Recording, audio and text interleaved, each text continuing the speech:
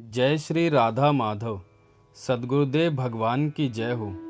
पूज्य श्री भाई जी की पुस्तक से जीवन का एकमात्र उद्देश्य श्री कृष्ण की प्राप्ति बनाकर जब तक मन से अधिक श्री कृष्ण चिंतन नहीं होता तब तक प्रेमी भक्तों के प्रति आकर्षण तेजी से बढ़ना कठिन है। आवश्यकता है केवल इसी बात की, जिस किसी भी प्रकार से मन में श्री कृष्ण के गुणों की, लीला की, नाम की मधुर मधुर स्मृति बनी ही रहे। बस इसी बात की चेष्टा करें। इसी में जीवन की सफलता है और ऐसा करने से ही रास्ता तय होगा।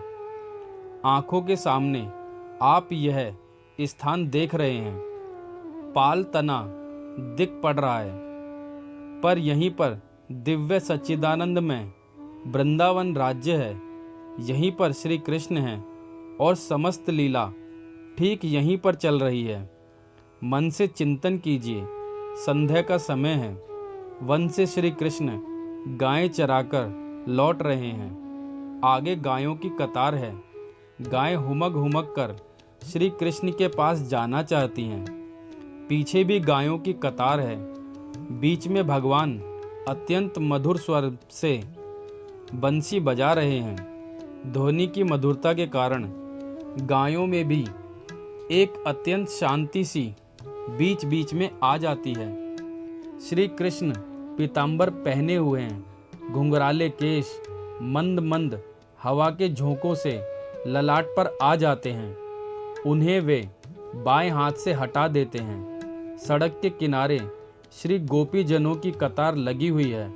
श्री कृष्ण अपने बालों को हटाकर कभी किनारे की ओर कर कभी पीछे की ओर ताक देते हैं, मुस्कुरा देते हैं, थोड़ा आगे बढ़ते हैं। गायें भी आगे बढ़ती हैं। ग्वाल बाल कभी उनके पीछे हो जाते हैं, कभी आगे। इस प्रकार मन को कभी गायों में, कभी ग्वाल बाल में, कभी श्री कृष्ण में, कभी श्री कृष्ण के मुकुट में, कभी उनकी घुंघराली अलकाओं में, कभी वंशी में, कभी चरणों में, कभी वृंदावन के कदम के पेड़ों में, कभी आम के पेड़ों में और कभी अमरूद के पेड़ में स्थिर करने की चेष्टा करें। मन को मुकुट देखने में लगाया और फिर आसानी से जितनी देर वह टिक सके उतनी देर उसे टिकाकर जब हटने लगे तो उनके किसी दूसरे अंग में लगा लें। फिर वहां से उचटे तो तीसरे अंग में लगाते रहिए। वन, नदी, पर्वत, गाय, सड़क, गोपी, ग्वालबाल, आम, अमरूद, छींके, डंडे, बंसुरी, ऐसी अनंत चीजें हैं जिनमें चाहिएगा तो मन लगा सकते हैं। बस मन को फुर्सत मत दीजिए।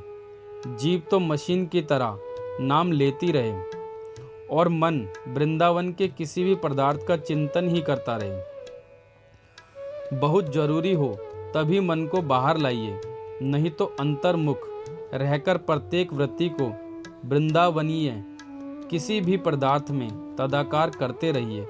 अभ्यास करने से होगा, खूब आसानी से होने लगेगा। सब भूलकर इसकी चेष्टा कीजिए। नहीं करेंगे तो फिर कोई उपाय नहीं है। जहाँ भीत दिखती है, मकान दिखते हैं, टीले दिखते हैं, कुआं दिखता है, पेड़ दिखते हैं, वहाँ आंख मूंद कर एक बार खूब दृढ़ता से निश्चय कीजिए, ओहो यहाँ तो वृंदावन है। बस वे पेड़, वे दृश्य हैं। बस सामने श्री कृष्ण हैं, गायें हैं, बस यही हैं। इस प्रकार जितनी लीलाएं पढ़ी हैं, सुनी हैं, जितनी सुनेंगे, पढ़ेंगे, उनमें से जिसकी ओर मन टने उसी में रम जाइए, तभी रास्ता तय होगा। मन को तन्मय करना पड़ेगा, चाहे कैसे भी करें। उनकी कृपा का आश्रय लेकर करें तो कुछ भी असंभव नहीं। घबराना नहीं चाहिए। जिनकी अनंत कृपा से मन में धुंधली लालसा पैदा हुई है, उनकी कृपा निश्चय ही आगे भी बढ़ा ले जाएगी। जल्दी या देरी पहुंचना तो है ही। राधा राधा राधा। अभ्यास से सफलता मिलेगी ही। नाम तो खूब जल्दी सज जाएगा। हाँ, मन को खास स्वरूप की ओर अथवा लीला की ओर लगाकर दूसरा काम करने में विशेष गाढ़े अभ्यास की आवश्यकता है। बीच बीच में जल्दी जल्दी स्मृति तो थोड़े ही अभ्यास से संभव है। जय श्री राधा माधव।